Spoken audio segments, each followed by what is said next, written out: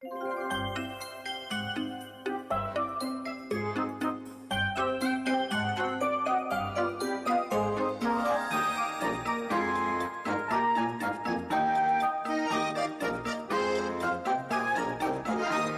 manchea de contos.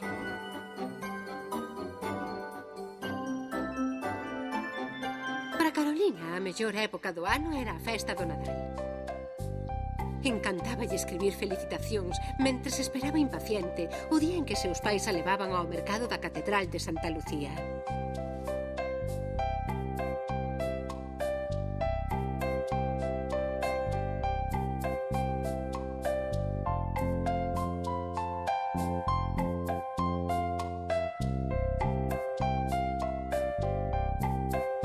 Aquel Nadal compraron un madeiro e puxérono a carón da chiminea, ben tapadiño cunha mantiña para que non se arrefriase.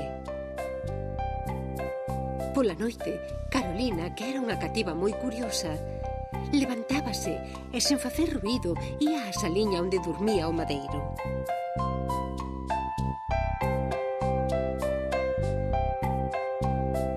Destapábao e, sen pensalo dúas veces, entraba dentro do madeiro, disposta a descubrir o misterio do lugar de onde veñen os regalos.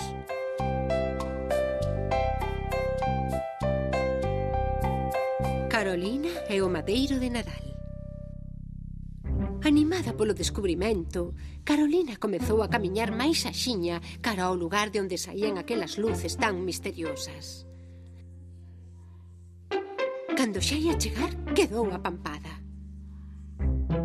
Viu un osiño de peluche que xogaba coa pelota, unhas bonecas que tomaban o té e uns lápis de cores que facían carreiras sobre as follas dun caderno. Tamén viu unha bicicleta que facía cabriolas ela soa. Quen és? E que fas aquí? Preguntoulle o coelliño sen deixar de tocar o tambor. Chámome Carolina e entrei dentro do madeiro porque quero descubrir de onde veñen os regalos. Ui, iso non pode ser. Non podes estar aquí. Non podes entrar dentro do madeiro. Non sabes que está prohibido? E todos os xoguetes puxéronse a falar ao mesmo tempo, facendo un balbordo tan grande que ninguén era capaz de entender nada. Silencio, silencio! Pediu o coello. Temos que decidir que facemos con Carolina e se a deixamos marchar. E mentres deliberamos, propoño encerrala no almacén das lambetadas. Ninguén se atreveu a abrir a boca cando o coelliño ordenou que a pechasen nun cuarto que estaba cheo de caramelos, de todas as medidas e de todos os gustos. Había tamén moreas de caixas de bombóns, rodeadas de barras de turróns, polvoróns, froitas azucradas, barquillos, regalicia e moedas de chocolate. Nese momento oí unha voz que lle dicía: Vai e ten cuidado, que che van caer os dentes. Carolina mirou a ambos os lados ata que viu que detrás dunha caixa de bombóns aparecía un personaxe extraño. De onde sais ti? Preguntoulle Carolina coa boca chea. Chámome Ot e son un ogro. Pecháronme aquí porque din que no canto de espantar fago rir. É certo, pensou a nena. O pobre Ot era tan feo que facía rir. Ot contoulle que había moitos anos que estaba dentro do madeiro e que o seu soño era sair dali para ir ver mundo. Estaba tan triste o pobre Ot que, mentres o explicaba, caíanlle unhas bágoas que brillaban como a cristais. A Carolina deulle tanta pena a Ot que o abrazou tan forte como puido. De súpeto, sen que ningún o esperase, todo o cuarto comezou a tremer. «Que pasa?» exclamou Carolina asustadísima. «Shhh! Escoita, escoita! Non oes?» preguntoulle Ot. Carolina prestou atención e sentiu unhas voces débiles e afastadas que cantaban esta canción. Arenques que moi salgados son, se non me das turrón, eiche dar co bastón. E todo volveu tremer como se tratase dun terremoto. Bombóns, dame laranxas. que máis doces son. Se non me das turrón, dareiche co bastón. Carolina estaba segura de que aquelas voces eran as de seus pais. Sabía que cantaban e que lle daban golpes ao madeiro para facerlle soltar as cousas e para que Carolina puidese sair dali. Carolina barruntou un momento buscando unha solución. «Xa o teño!» exclamou. Non o vas conseguir, Carolina, é imposible, respondeu o pesimista de Oz.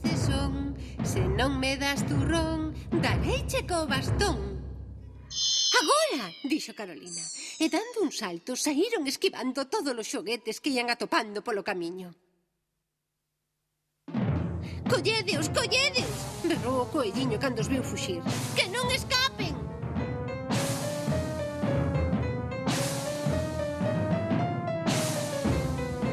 A bailarina perseguía os de puntas. Unha boneca rosa púxoxelles diante e a bicicleta intentaba cortarlle o paso. Non imos chegar a tempo, Carolina, non o conseguiremos, dicía Oz alasando pola carreira. Non te rendas, Oz, non te deas por vencido. Carolina case arrastraba a Oz, ao mesmo tempo que intentaba esquivar todos os obstáculos. Entre mentes, a canción ia acabando. Dame laranxas que máis doces son. Se non me das turrón, dareiche co bastón. Cando Carolina oíu a última palabra, deu un salto tan grande que ela e Oz saíron voando e tiveron tanta sorte que caeron no momento xusto en que soía o golpe do bastón. A sensación foi de vértixe, como se unha man enorme os agarrase e os lanzase ao exterior a 1000 por hora.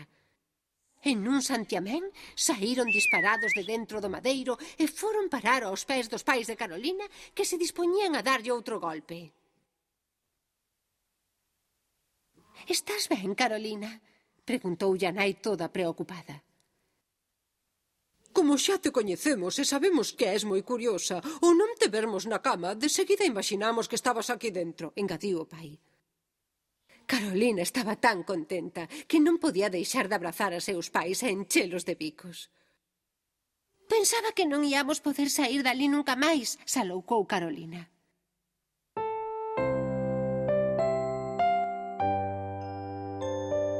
Pouco despois, Carolina dormía na cama abrazada ao seu amiguiño novo.